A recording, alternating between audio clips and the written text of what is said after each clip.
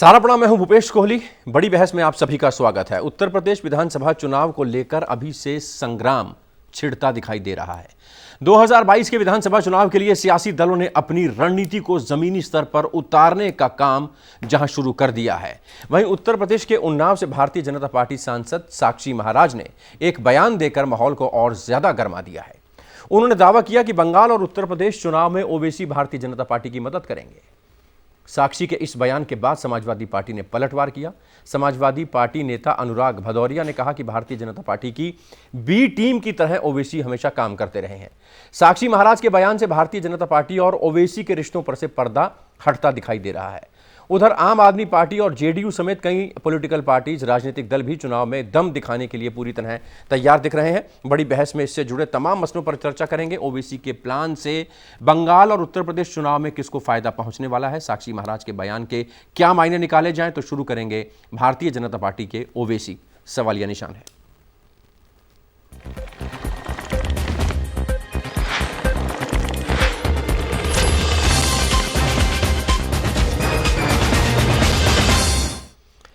Bharatiya Janata party नेता और सांसद साक्षी महाराज ने एआईएमआईएम प्रमुख असदुद्दीन ओवैसी को लेकर बड़ा बयान दिया है। उत्तर प्रदेश के उन्नाव से सांसद साक्षी महाराज ने तंज कसते हुए इस अंदाज में कहा कि ओवैसी बिहार चुनाव के बाद पश्चिम बंगाल और उत्तर प्रदेश में भारतीय जनता पार्टी की मदद करने को तैयार है। यह ईश्वर की कृपा है, भगवान उन्हें और शक्ति दे। उन्होंने बिहार में हमारी मदद की और उत्तर प्रदेश के साथ ही पश्चिम बंगाल में भी वो हमारी मदद करने उतरेंगे। उधर साक्षी महाराज के इस बयान पर समाजवादी पार्टी ने कहा कि साक्षी महाराज के इस बयान से भारतीय जनता पार्टी और ओवैसी के रिश्तों पर से पर्दा उठ गया है। बिहार विधानसभा चुनाव में ओवैसी की पार्टी ने 5 सीटों पर जीत दर्ज की थी और अब उत्तर प्रदेश, बंगाल में भी चुनाव लड़ने का ऐलान वो कर चुके हैं। बता दें कि कांग्रेस और समाजवादी पार्टी समेत कई दल ओवैसी की एआईएमआईएम को भारतीय जनता पार्टी की बी टीम होने का आरोप लगातार लगाते रहे हैं। दरअसल कांग्रेस, आरजेडी और राष्ट्रीय लोकदल समेत वो तमाम पार्टियां जो मुस्लिम वोटरों को लुभाती आई हैं, लेकिन ओवैसी ने मुस्लिम मतदाताओं में अपनी पैठ बनाकर इन पार्टियों के पारंपरिक वोट बैंक को प्रभावित करना शुरू कर दिया। इस वोट काट का सीधा फायदा भारतीय जनता पार्टी को हुआ। यही वजह है कि अपने विवादित बयानों को लेकर हमेशा सुर्खियों में रहे सत्तारूढ़ भारतीय जनता पार्टी के सांसद साक्षी महाराज के इस ताजे बयान पर बवाल छिड़ गया है।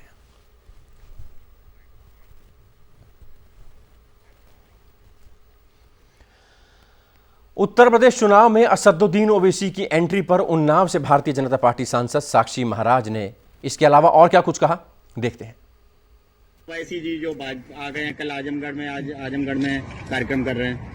बड़ी मेहरबानी, उनको भगवान ताकत दे, ऊपर वाला खुदा उनका साथ दे। उन्होंने बिहार में भी हमारा सहयोग किया था, यूपी में भी करेंगे और बाद में पश्चिम बंगाल में भी करेंगे। तो इसी मुद्दे पर चर्चा करने के लिए आज हमारे साथ पैनल मौजूद है। मुकेश राजपूत भारतीय जनता पार्टी के सांसद हमारे साथ मौजूद हैं। साथ ही साथ कांग्रेस के नेता चंद्रमोहन शर्मा हमारे साथ स्टूडियो में मौजूद हैं। टीएमसी नेता बादल देवनाथ भी हमारे साथ जुड़ेंगे और एआईएमआईएम के नेता डॉक्टर रियाज सैफी साहब भी हमारे साथ मौजूद हैं। सबसे पहले मुकेश राजपूत जी, आपके पास आऊँगा। साक्षी महाराज ने कहा उत्तर प्रदेश चुनाव में मदद होगी, पश्चिम बंगाल में मदद होगी। क्या वाकई बी पार्टी है, जैसा कि तमाम पॉलिटिकल पार्टीज आरोप लगाते हैं भारतीय जनता पार्टी पर, एआईएमआईएम पर? आपका रिएक्शन। देखिए, भारतीय जनता पार्टी जो है उत्तर प्रदेश में चुनाव अपने काम के आधार पर जो भारतीय जनता पार्टी के घोषणा पत्र में जो कहा गया और घोषणा पत्र के बाद में चुनाव जीती भारतीय जनता पार्टी जीतने के बाद में भारतीय जनता पार्टी के माननीय मुख्यमंत्री योगी आदित्यनाथ जी ने वो सब काम किए जो उन्होंने अपने घोषणा पत्र में कहा था। तो इसलिए भारतीय जनता पार्टी की सरकार उत्तर प्रदेश में जब भी चुनाव होंगे वो अपने विकास के नाम पर जाएंगे। आपने देखा कि जब लॉकडाउन लगा था, लॉकडाउन के बाद में किस तरह से उत्तर प्रदेश देश का सबसे बड़ा राज्य होते हुए भी, सबसे बड़ी जनसंख्या होते हुए भी, हमारे प्रदेश में कई राज्यों के प्रवासी मजदूर भी थे और हमारे प्रदेश के भी कई राज्यों में प्रवासी मजदूर थे। उन सभी मजदूरों को देश से उत्तर प्रदेश में लाना और उत्तर प्रदेश में जो प्रवासी मजदूर दूसरे राज्यों को उन्हें उनके घर तक पहुंचाना, और यही नहीं कि उनके लिए खाना की व्यवस्था, दवा की व्यवस्था, उनके आने जाने की व्यवस्था सब माननीय योगी जी की सरकार ने की।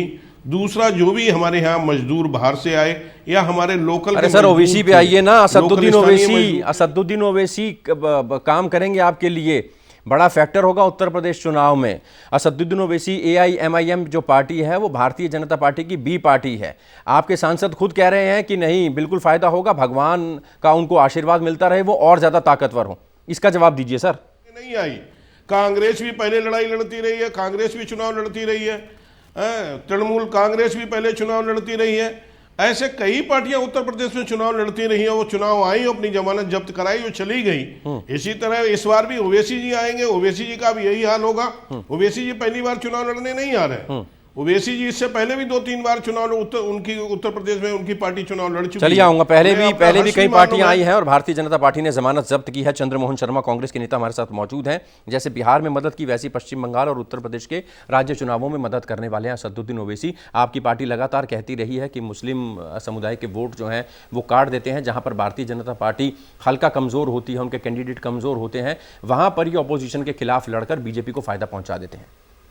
देखिए क्या होता है कि कई बार एक उदाहरण आता है कि साक्षात को प्रमाण की आवश्यकता क्या है, लेकिन आज जो सिद्ध हुआ उसके अंदर कोई फोटोकॉपी दिखा के बीइंग ए पार्टी प्रेसिडेंट मुझे दिखाने की जरूरत नहीं है कि आज बीजेपी का चेहरा क्या है, क्योंकि बीजेपी में हमारे राजपूत जी अभी जो सामने बैठे हैं और जो साक्षी महाराज जी ने जो कहा है वो बयान बीजेपी ने कहा या साक्षी महाराज जी ने कहा, उसकी भी क्लैरिफिकेशन नहीं दे पा रहे।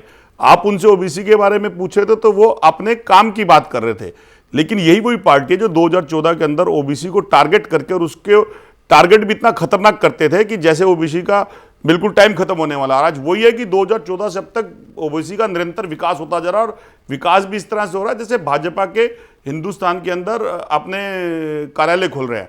तो ये बिल्कुल डिक्लेयर होता है, और आज साक्षी महाराज जी ने इसके ऊपर पैबंद मोहर लगा दी, प्रमाण सिद्ध कर दिया भाजपा की लैंग्वेज में कि वो हमारी बी टीम है, और हमें जहां कहीं जरूरत होती है हारने से बाहर बचने के लिए तो हम उसका मुगोटा बना के ओबीसी को खड़ा कर देते हैं, और जहां हिंदुत्व वोट लेनी होती है तो हम उसके लिए कटार शब्द इस्तेमाल करके ओबीसी के पीछे पड़ जाते हैं, ओबीसी के भाई का टारगेट लेते हैं, जिससे हम हिंदू पोलराइजेशन वोट करते हैं। और जब हमारे को उस चीजों से सेकुलरिज्म सिस्टम को आगे करना है तो ओबीसी को हम नतमस्तक कर देते हैं। तो बीजेपी का चाल चरित्र और चेहरा वो साक्षी महाराज जी और राजपूत जी जो लाइव बैठे हैं, जो अपनी बात में कह रहे हैं, क्योंकि जो विषय उस पर बात नहीं कर रहे हैं वो उससे लग जा रहे हैं, वो चाल चरित्र और चेहरा भाजपा का साफ दिखता है। मुकेश जी, भारतीय जनता पार्टी का चाल चरित्र और चेहरा साफ दिखाई देता है, और आपकी बी पार्टी है, और जहां पर मुस्लिम वोट ज़्यादा हो रहे होते हैं वहां पर आपके कहने से ही आपकी बी पार्टी काम करती है। कहां कहां कैंडिडेट उतारे जाएं ये आप लोग तय करते हैं, बड़ा आरोप है। डॉक्टर रियाज हमारे साथ मौजूद हैं, AIMIM लीडर। आपके पास मैं आऊँगा, इस वक्त डॉक्टर रियाज के पास जाऊँगा। किस तरीके का बयान साक्षी महाराज का और AIMIM का, इस पर रिएक्शन?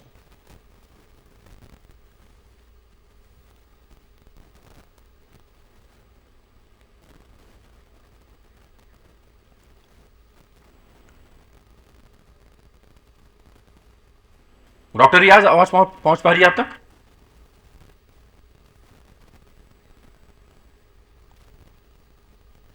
चंद्रमोहन जी, यही सवाल आपसे। आपने बताया कि बी पार्टी की तरह काम करते हैं, और कहीं ना कहीं भारतीय जनता पार्टी ये कह रही है कि नहीं, हमने अपने हिसाब से वोट मांगा। कांग्रेस आई, समाजवादी पार्टी आई, बसपा आई, तमाम पॉलिटिकल पार्टीज यूपी में आई और अपनी जमानत जब्त करा के चली गई। इनका भी यही हाल होगा, हमारे से कोई मतलब नहीं है बी पार्टी से। देखिए, बी पार्टी अब उनको अपने बचाव करने के लिए कुछ ना कुछ तो कहना ही पड़ेगा। अभी मैं किसी और चैनल में चीज़ देख रहा था कि बीजेपी के एक बड़े नेता ने बड़ा अग्रेसिवनेस दिखाकर इस बात का खंडन करा, लेकिन उस खंडन के अंदर उन्होंने साक्षी महाराज के बयान को नहीं तोड़ा। और यही चीज़ अभी सामने भी आ रही है। देखिए, फंडिंग कहाँ से हो रही है ओबीसी को, और फंडिंग होने के बाद ओबीसी का निरंतर विकास कैसे हो रहा है, और किसके बेनिफिट के लिए हो रहा है और क्यों हो रहा है। अगर यही ओबीसी है जिसको आप टारगेट 2014 से लगातार करते आ रहे थे, और एक ऐसी वोटों की तरफ अग्रसर हो रहे थे जिस वोटों का पोलराइजेशन आपने निरंतर 2014 के बाद भाजपा करती आ रही है, तो आज उसके इस सिस्टम को फिर एक चीज और सामने आई। ओबीसी का खुद बयान आया कि ओबीसी ने बोला कि मुझको यूपी में चुनाव लड़ने के लिए अखिलेश यादव जी रोका करते थे। चलिए आता हूं आपके पास। बादल देवनाथ टीएमसी लीडर भी हमारे साथ मौजूद हैं। आपसे समझना चाहेंगे असदुद्दीन ओवैसी कितना बड़ा फैक्टर होंगे पश्चिम बंगाल में। भारतीय जनता पार्टी की मदद करते हैं, खुद सांसद बीजेपी के साक्षी महाराज ने ये कहा है। इस बार चुनौतियां काफ़ी हैं, आपके कई लोग आपको छोड़ कर जा रहे हैं, बीजेपी ने कड़ी चुनौती पेश कर रखी है। और ऐसे में असदुद्दीन ओवैसी अगर मुस्लिम वोटों में सेंध लगाते हैं तो मुश्किलें बढ़ती दिखाई दे रही है टीएमसी की। आपका रिएक्शन? देखिए, एक बात कहना चाहता हूँ, ये भी 1 साल से यही बोल रहा है ये वाईसी में पीछे से समर्थन करते हैं, वो कहाँ से करता है। देखिए हैदराबाद में देखिए, मुंबई में, दिल्ली बिहार में और बिहार के लिए वही करता है। तो मुस्लिम वोट करना चाहते हैं, लेकिन मुस्लिम वोट बंगाल में तो नहीं होगा, क्योंकि बंगाल के कल्चर संस्कृति अलग है। यहाँ पर हिंदू मुस्लिम सब एक रहते हैं, और यहाँ पर मुस्लिम एक है जो बात करते हैं, सफा करते हैं, लेकिन उसमें फर्क नहीं पड़ेगा। और ममता बनर्जी डेवलपमेंट का काम किया है ममता बनर्जी, और सेंट्रल गवर्नमेंट भाजपा का जो ममता बनर्जी को हर बात में हर में टारगेट करता है, ममता वही सरकार सेंट्रल गवर्नमेंट ममता बनर्जी को हर विषय में हर सर्टिफिकेट का ममता बनर्जी बहुत अच्छा काम किया है। इसमें सबसे अच्छा ममता बनर्जी काम किया, आधार पर ही विकास के ऊपर ही। चलिए, ममता बनर्जी ने बहुत अच्छा काम किया है, और कोई और अगर तीसरी पार्टी आएगी तो जो लोगों ने मन बना लिया है एक बार फिर से हैट्रिक करवाने का दीदी को, उनका मन परिवर्तित नहीं होगा। ये कहना है बादल देवनाथ का, जो कि टीएमसी नेता हैं। डॉक्टर रियाज हमारे साथ जुड़ रहे हैं। डॉक्टर साहब, अगर आवाज़ पहुंच पा रही है तो समझना चाहेंगे आपसे साक्षी महाराज के बयान के क्या मायने हैं AIMIM के लिए?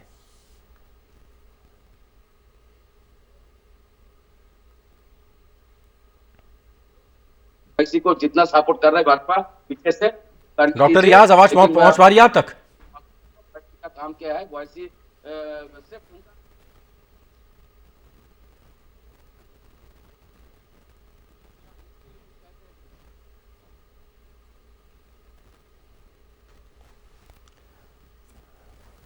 मुकेश राजपूत जी, किस तरीके से आप देखते हैं भगवान ओवैसी को और शक्तिशाली करे जिससे आने वाले चुनावों में भारतीय जनता पार्टी की राहें आसान हो? विपक्ष इस मुद्दे को हाथों हाथ लपक चुका है और उसका कहना है कि आने वाले दिनों में ये मुद्दा और गरमाएगा, और कहीं ना कहीं पूरा जो पर्दे के पीछे खेल चल रहा था वो पूरी तरह से एक्सपोज हो चुका है।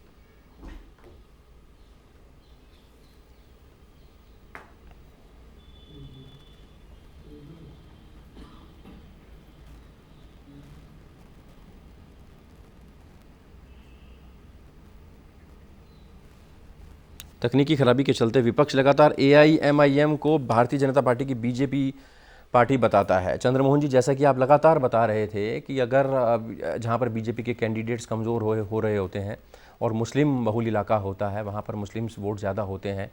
सपा के कैंडिडेट थे, अगर उत्तर प्रदेश की बात करें, बसपा के कैंडिडेट थे, वहाँ पर अपने कैंडिडेटों को उतार दिया जाता है AIM द्वारा। बिहार की अगर बात करें तो वहाँ पर भी यही हुआ, जिसका सीधा फ़ायदा भारतीय जनता पार्टी को हुआ। तो जिस तरीके से आप लगातार आवाज़ उठा रहे हैं, आगे रणनीति क्या रहेगी? पश्चिम बंगाल की बात करें, उत्तर प्रदेश की बात करें, वहाँ पर कैसे निपटेंगे इस स्ट्रेटेजी से? देखिए, रणनीति तो साफ है जो देश की जनता को समझ आएगी, और आने वाले वक्त पर जो ध्रुवीकरण की राजनीति भाजपा आज देश के अंदर पैदा कर रही है, देखिए उसका सबसे पहला उदाहरण है, भाजपा ने सरदार पटेल वर्सेस नेहरू कर दिया, महात्मा गांधी वर्सेस आदर्श कर दिया। हर चीज के ऊपर ध्रुवीकरण है।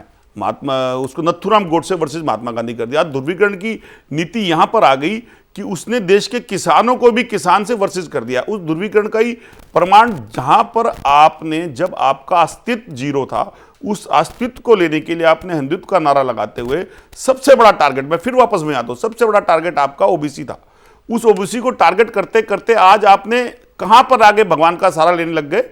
कह रहे भगवान के उनको और उम्र दे, यानी जिस भगवान के नाम की दुहाई देके आप देश के हिंदुत्व वोटों को इकट्ठा करते थे, पोलराइज करते थे, इकट्ठा करते थे, आज उसी भगवान के नाम से लेकर आप फिर दोबारा से ध्रुवीकरण के अंदर देश के मुस्लिम, लेकिन भारतीय जनता पार्टी का कहना है तमाम पॉलिटिकल भारतीय जनता पार्टी के नेता का संपर्क हमसे टूट रहा है, उनसे कोशिश करेंगे जुड़ने की, लेकिन जो मोटी मोटी बात बीजेपी की समझ में आती है वो आरोप ये लगाती है कांग्रेस पर, तमाम पॉलिटिकल पार्टीज पर, कि आप मुस्लिम तुष्टीकरण की नीति पे चलते हैं, मुस्लिमों को अपना वोट बैंक समझते हैं, और अगर भारतीय जनता पार्टी इस तरीके की स्ट्रेटेजी अपना रही है तो उसमें गलती क्यों दिखाई दे रही है आपको, उसमें कमी क्यों दिखाई दे रही है? देखिए, बिल्कुल इतिहास गवाह है कि कांग्रेस ने कभी भी मुस्लिम तुष्टीकरण की राजनीति नहीं करी। हमारा तुष्टीकरण देश के हर उस नागरिक का है, वो राम, रहीम, सलीम, अमरजीत और जोसेफ का है। हमारा सेक्युलरिज्म सिस्टम है। सेक्युलरिज्म एक देश की बनावट है जो सरदार पटेल, जो महात्मा गांधी और जो जवाहरलाल नेहरू के द्वारा इस देश की बनावट के अंदर दिया गया। इस देश की बनावट के अंदर सबका अस्तित्व है, उसके अंदर किसी के नाम और किसी धर्म और मजहब की जाति के ऊपर नहीं है। देश की बनावट अगर तिरंगे से चली तो वो भी 3 धर्म 3 मजहब के कलर्स को लेकर चली।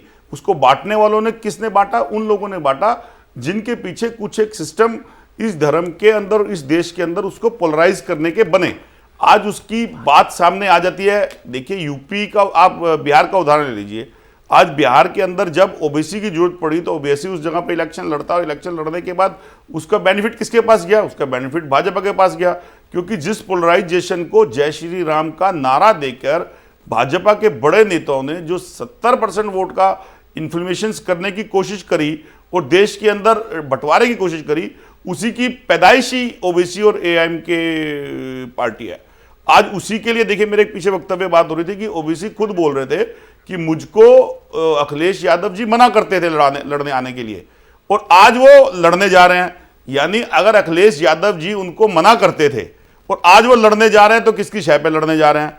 और अगर वो लड़ने जा रहे हैं, अगर वो ठीक हैं, तो भाजपा के पुराना नेता उसको किस हिसाब का सर्टिफिकेट देते थे? मुस्लिम वोटों का बंटवारा करते हैं ओवैसी। जहां पर एनडीए को कहीं कमी खल रही होती है, वहां पर एआईएमआईएम के कैंडिडेट्स को खड़ा कर दिया जाता है और वो विपक्ष को कमजोर कर देते हैं और बीजेपी की जीत की राहें आसान करते हैं। बादल देवनाथ हमारे साथ फिर से जुड़े हैं, तृणमूल कांग्रेस के नेता हैं।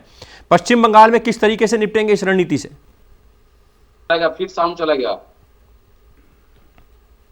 साउंड चला गया सर।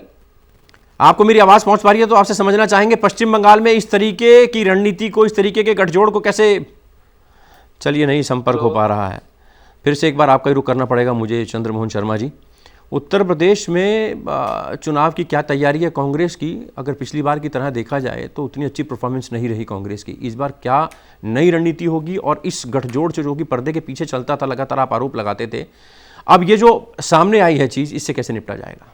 देखिए, उत्तर प्रदेश की जो हमारी तैयारी है वो बिल्कुल ब्लॉक स्तर से लेकर डिस्ट्रिक्ट और प्रदेश तक के अंदर हमारी जनरल सेक्रेटरी आदरणीय प्रियंका गांधी जी के द्वारा और हमारे प्रदेश अध्यक्ष आदरणीय लल्लू जी के द्वारा चल रही है। कांग्रेस अपनी जो बनावट और सलावट को उत्तर प्रदेश के अंदर हर जिले, हर कस्बे तक लेके जा रही है, और हम जनमानस की हर बात को उत्तर प्रदेश के अंदर निरंतर रख रहे हैं। योगी जी की सरकार की विफलताएं, जिन विफलताओं को योगी जी ने नगारे और डगारे के साथ सफलताओं के रूप में साबित करा था जब वो सत्ता के अंदर आए थे, आज उन्हीं का प्रमाण है कि देश के अंदर असामाजिकता फैलती जा रही है, गुंडागर्दी बढ़ती जा रही है, बहू बेटियों की इस्मत खतरे के अंदर हो गई है, व्यापार की कमजोरी आ गई। वहीं इंडस्ट्री का जो हाल है वो यूपी के अंदर बिल्कुल साफ दिख रहा है। इन्हीं सभी बेसिक आवाज़ों को हम उत्तर प्रदेश के अंदर लेके खड़े होंगे और उसी के ऊपर इलेक्शन लड़ेंगे।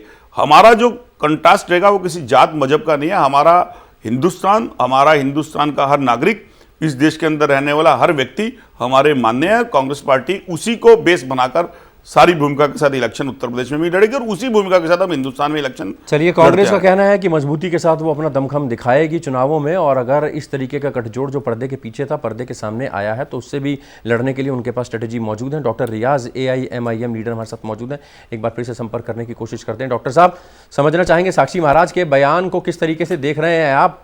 भारतीय जनता पार्टी की बी पार्टी लगातार कहा जाता था एआईएमआईएम को, और अब साक्षी महाराज ने भी कह दिया है, विपक्ष ने इसको हाथों हाथ लिया है। साक्षी महाराज को हम बिल्कुल भी महत्व नहीं देते, ना ही उनके बयान को महत्व देते हैं। तो साक्षी महाराज तो बड़बोले हैं, पहले से ही उल्टी बयानबाजी करते चले आ रहे हैं। और जहां तक मामला साक्षी महाराज के इस बयान का है तो समाजवादी पार्टी से उनके घनिष्ठ संबंध रहे हैं। आपको याद हो 2006 में साक्षी महाराज समाजवादी पार्टी ने राज्यसभा का सांसद किया था उनको, और ये सिर्फ अखिलेश यादव की सेवा है एमआईएम को बदनाम करने के लिए, जिससे कि एमआईएम यहाँ उत्तर प्रदेश में अपनी जड़ नहीं जमा सके। पश्चिम बंगाल में क्या रणनीति रहेगी? पश्चिम बंगाल में भी आप चुनाव लड़ने की बात कर रहे हैं, संकेत दिए हैं असदुद्दीन ओवैसी साहब ने, और उत्तर प्रदेश में भी संकेत दिए हैं कि ओम प्रकाश राजभर की पार्टी से गठबंधन हो सकता है, चुनाव लड़ सकते हैं। सीधे सीधे यूपीए को डेंट करेंगे, क्योंकि जो मुस्लिम वोट है ये माना जाता है भारतीय जनता पार्टी को वोट नहीं करता है, और अगर मुस्लिम वोट ने एक छत्र वोट ऑपोजिशन को दे दिया तो बीजेपी के लिए मुश्किलें होंगी, और आप कहीं ना कहीं बीजेपी की बी पार्टी के तौर पर उसको मदद करेंगे। कांग्रेस का बड़ा आरोप। जी, कांग्रेस तो ये आरोप पहले से लगाती आ रही है, आपको याद हो कि आंध्रा में भी कांग्रेस के साथ ओवैसी साहब काल में चुनाव लड़ा करते थे। आज वो ओवैसी साहब इनके साथ नहीं है, तो अब कट्टरपंथी हो गए, बीजेपी की मीटिंग हो गई इनके लिए। लेकिन आपको ये बात नहीं भूलनी चाहिए, हिंदुस्तान में लोकतंत्र है, तो लोकतंत्र में चुनाव लड़ने का अधिकार सभी दलों को होता है। अगर मुसलमान को हक मिलता, अगर ये कांग्रेस से सपा बसपा जो सेकुलर फर्जी सेकुलर पार्टियां हैं, तो चाहती हैं, अगर ये मुसलमान को जो है मुस्लिम समाज को देती, तो आज ये नौबत नहीं आती, तो हिसाब अपने पैर पसारते। अब उत्तर प्रदेश ही नहीं, पूरे हिंदुस्तान के हर सूबे में MIM लड़ेगी। कांग्रेस लगातार पहले से आरोप लगाती जा रही है। चंद्रमोहन जी, कंक्लूड आपसे करना चाहूँगा, वक्त की कमी है, संक्षेप में आपसे समझना चाहेंगे, आप लगातार आरोप लगाते रहे हैं, इन आरोपों में कोई दम नहीं है, ये AIM असदुद्दीन ओवैसी की पार्टी के प्रवक्ता का कहना है। देखिए, बिल्कुल जो वो कह रहे हैं वो प्रमाण अपने आप दे रहे हैं। देखिए, अभी वो कह रहे हैं साक्षी महाराज जी को बड़बोले नेता हैं, और वही किसी समय साक्षी महाराज जी को कट्टर नेता कहते थे, और साक्षी महाराज जी का बयान ओबीसी के लिए भी यही आता था। तो कितना एक ही सिक्के के दो पहलू का नरम दल गरम दल की तरह कैसा चेंज हो गया वक्त के हिसाब से, ये आज देश की जनता के सामने भी है और पॉलिटिक पार्टियों के सामने भी है।